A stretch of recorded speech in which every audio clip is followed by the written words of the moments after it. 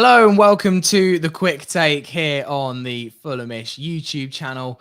Quick reaction to Saturday's 1-0 victory over Cardiff City down in South Wales that puts Fulham on 70 points for the season, keeps us at the top of the league, of course, and puts us one step closer towards automatic promotion. A good, dogged win yesterday. A difficult match, not really because of the conditions yesterday, like at Hull, but more maybe because of the opposition and the way they acted. I will come on towards that at the end of the video, or in a little bit at least. Put your comments in what you thought of yesterday's game. I'll read some of those out during the video today. But I thought, yeah, it was a good, dogged, determined win. I feel like I've said that quite a lot in recent weeks. It seems like Fulham have changed tack by not demolishing every single team that we face and actually having to really grind out the wins. And yesterday was no different. There was a couple of changes in the lineup that I was a bit surprised to see yesterday. Cabano didn't make the squad at all. So you had Decadova-Reid and Wilson both playing against their former clubs. One a little bit more liked, I think, than the other.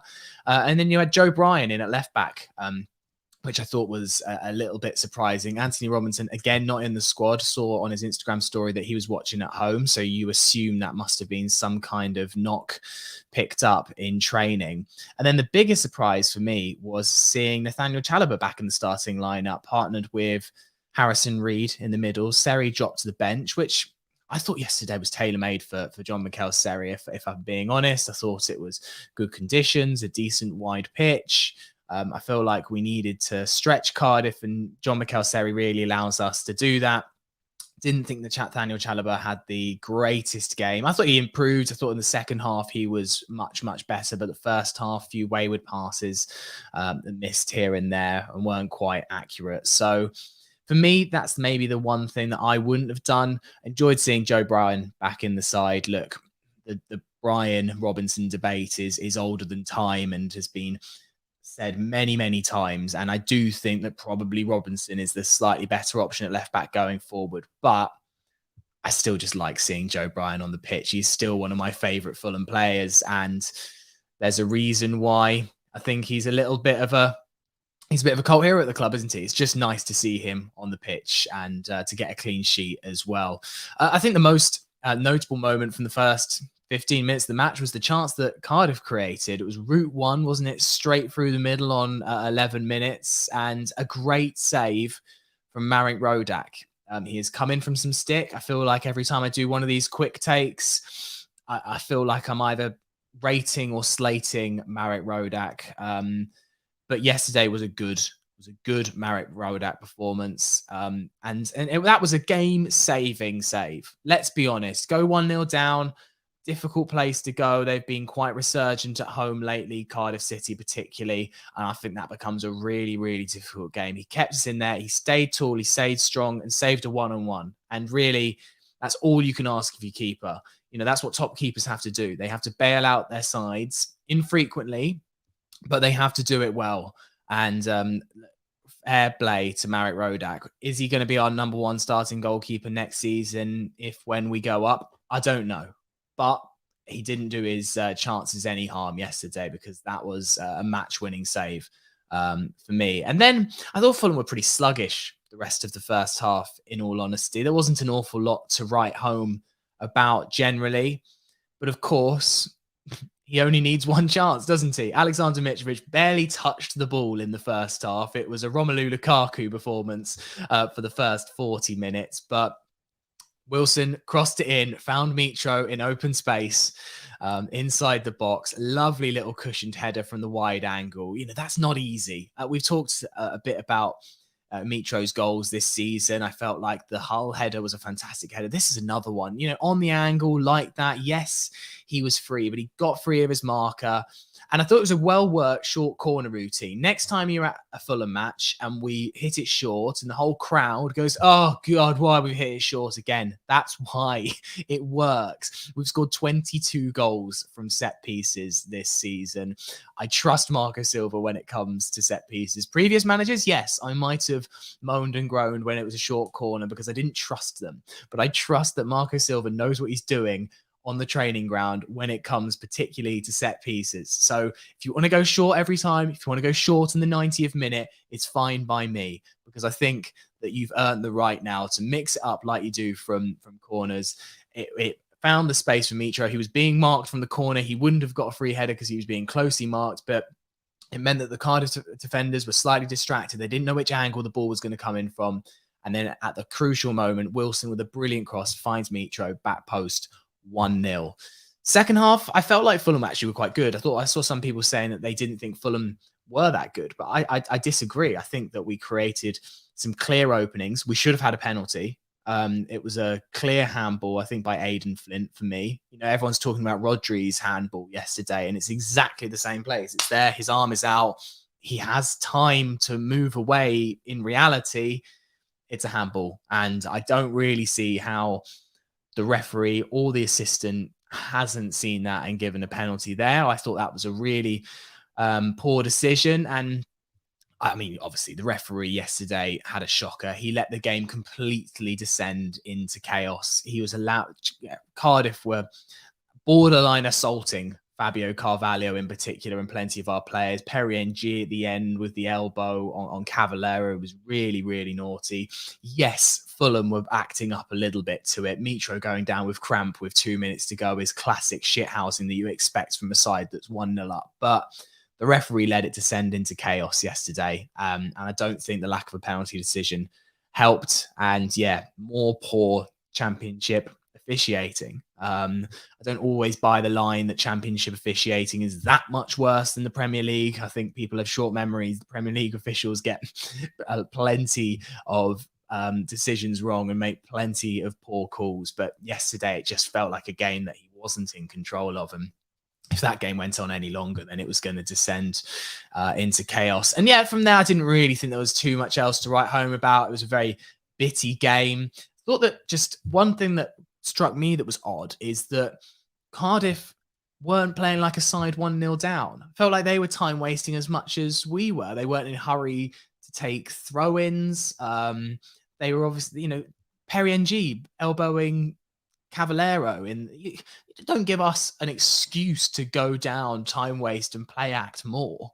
Like, why would you do that? Surely you'd be focused fully on trying to get your team into the box, into our box, and create a chance. Don't give us a chance to time waste. I thought that was very, very strange and didn't really understand. Towards the end, I think they maybe just gave up and wanted to just piss us off by fouling us all the time. It was odd tactics, I thought, from a side 1-0 down to try and rile us up like that. We were only going to rise to the bait and say thank you very much. If you want to help us tick down the clock, then like be our guest.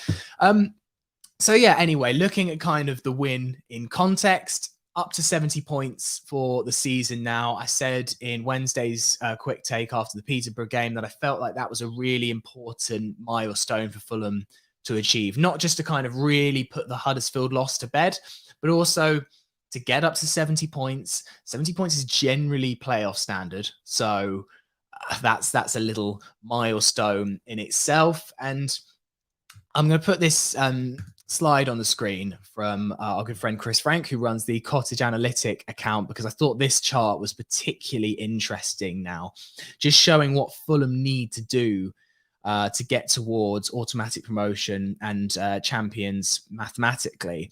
So you'll see this blue line is Fulham's points throughout the season. So we're now at 70 points in between that 60 and the 80 tab.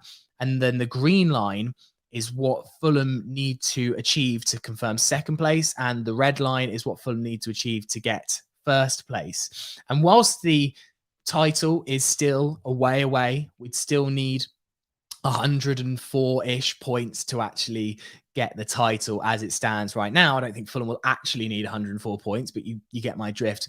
That green line is edging closer and closer and closer. And I think now is the time where you can start wondering when. I think. I hate saying it, but I think you look at the table now.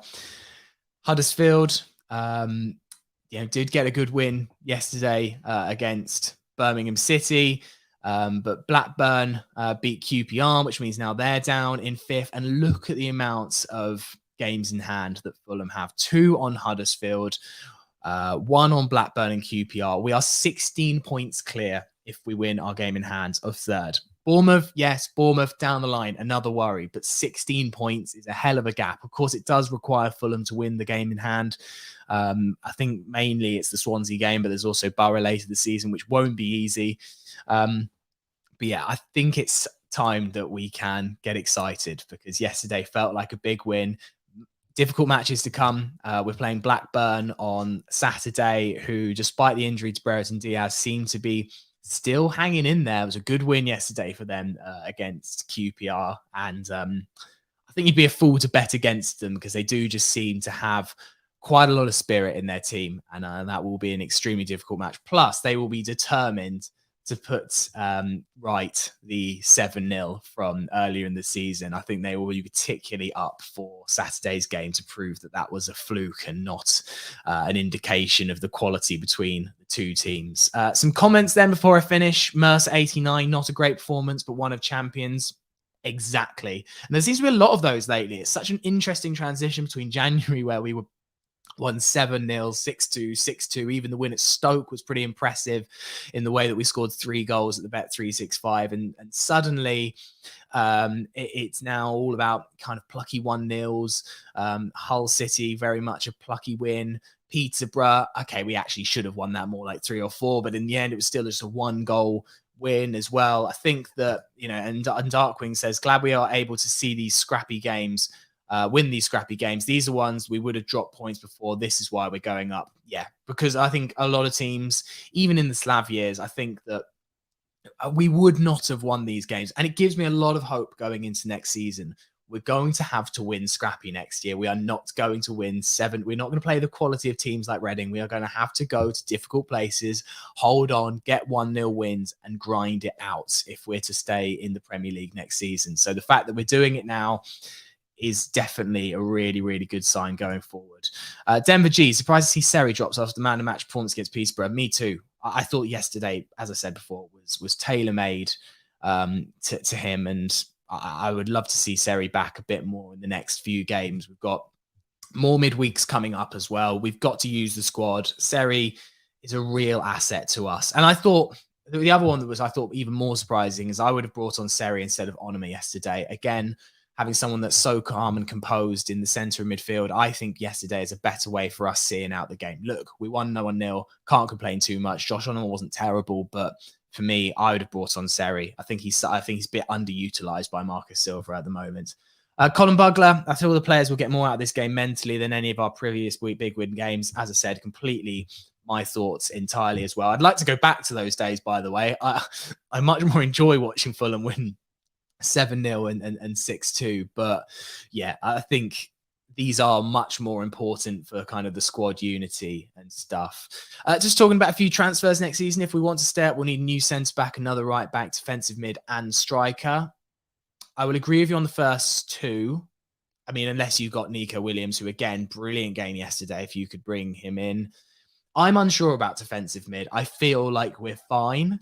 And then striker, I guess it's just what you want to do as the backup to Mitrovic. That's a difficult question. Is Muniz going to be a good enough backup option in the Premier League? Potentially not. But then who do you get in who knows they're going to be second fiddle to Alexander Mitrovic? That's a tricky one to get right, because not many strikers are going to think, oh, you know where I fancy being on the bench for the entire season behind Alexander Mitrovic. And finally on Chalobah, Trevor Stannard. I think Chalobah is a solid player, but has a mistake in him. Yeah, 100%. It's a really difficult one with Nathaniel. I think I do like him a lot, but for me, I would rather have Seri alongside Harrison Reed, or I'd rather have Kearney when he's not ill as well. I think he's a useful player. I think he's a squad player. I think if we get an injury in that place, then he's a brilliant asset to have. And look, I guess squad rotation, right? It is good to have some different options depending on the opposition. And maybe next year, when we're facing tougher opponents and we're backs against the wall, maybe a battler like Chalobah alongside a battler like Harrison Reed is what we're going to need in the centre of the park. But for these last games, we're playing championship sides. Let's have some fun. Let's play Seri. Let's play Kearney. That's what we're there to see, really. And I think that they're the ones that can unlock these opponents that are now coming into games against Fulham and just praying that they will hold on, get a point, maybe nick it, because they know the quality that we possess. So why not play Kenny? Why not play Seri? They're the players that we need to unlock these kind of battle hardy, at times thuggish sides in the case of yesterday. Well, thank you for watching this quick take. I'm really, really enjoying doing them. Thank you so much for all the lovely comments that you've been giving. Make sure you give the channel a subscribe. You'll get notified as soon as we do these quick takes as well. And we'd just love to hear any comments or any feedback that you've got down in the comment section. I do read them, so it is always really nice to hear. But enjoy the rest of the weekend. If you're in the UK, the sun's shining, so that's good. And there'll be a podcast coming out tomorrow as well, all about Saturday's game. In the meantime, come on, you Whites.